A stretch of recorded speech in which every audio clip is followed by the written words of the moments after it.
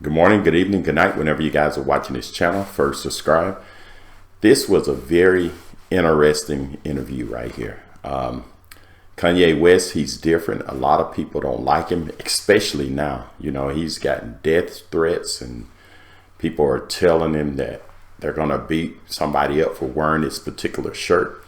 But you probably seen pictures of Candace Owens and Kanye West with White Lives Matter shirt on. And it caused a lot of controversies. But just listen to this interview, and it's interesting.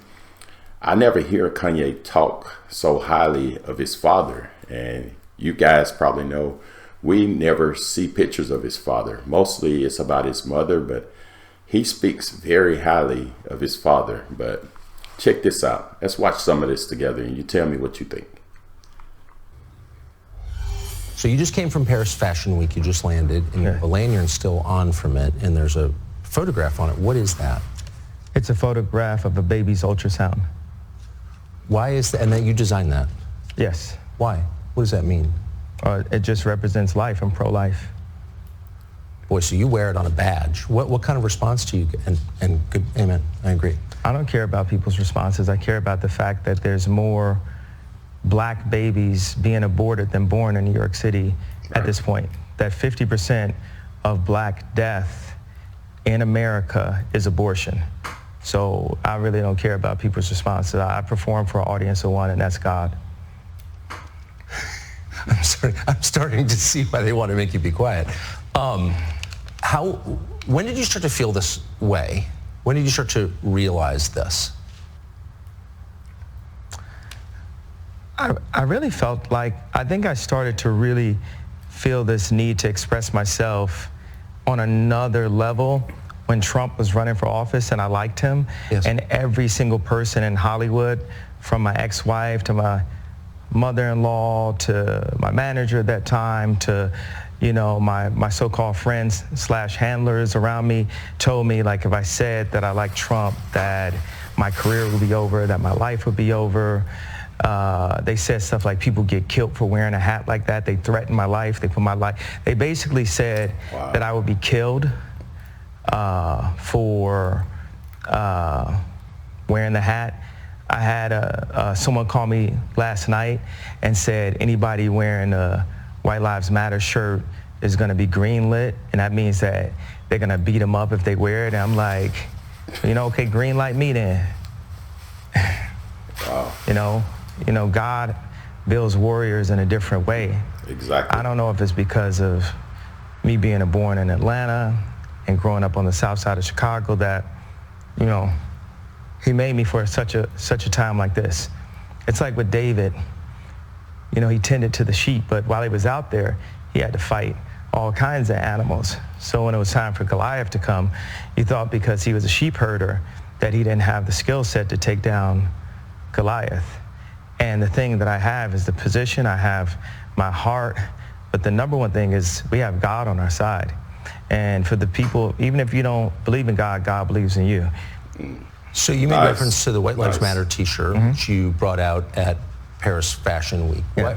Why did you do that, and what did it mean? You know, I do certain things from a feeling. I just channel the energy. It just feels right.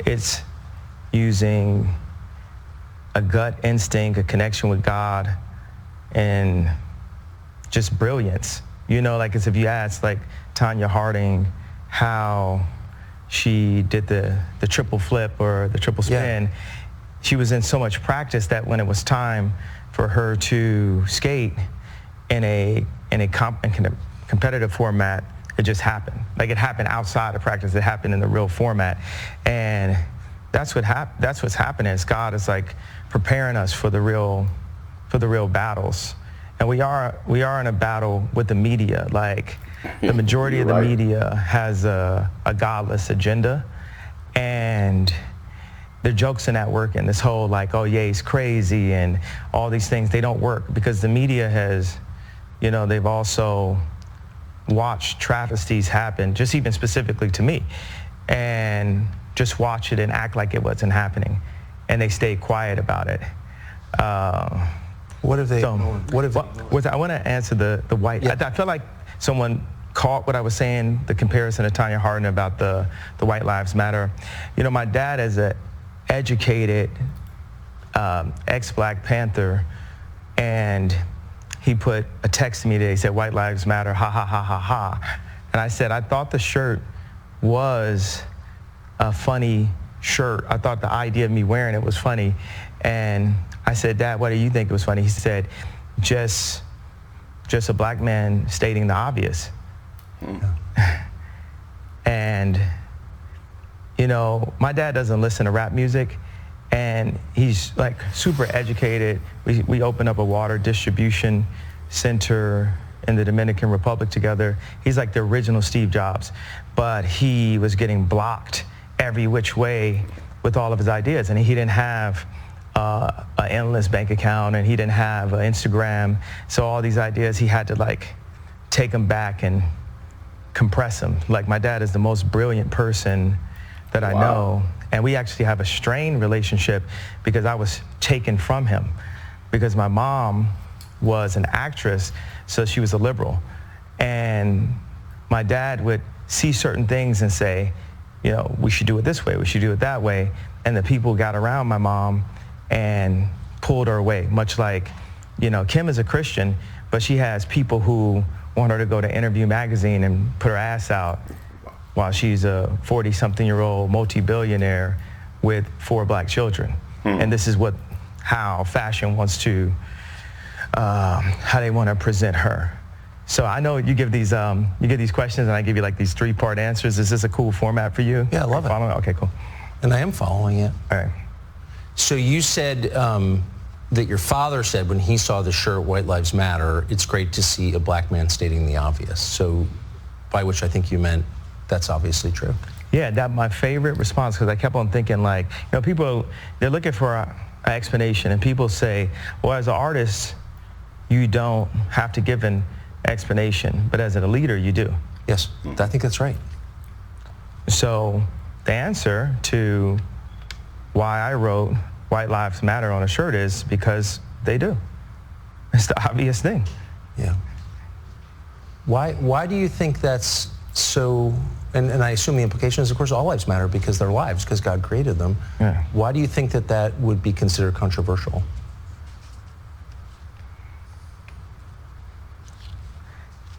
Because the same people that have stripped us of our identity and labeled us as a color have told us what it means to be Black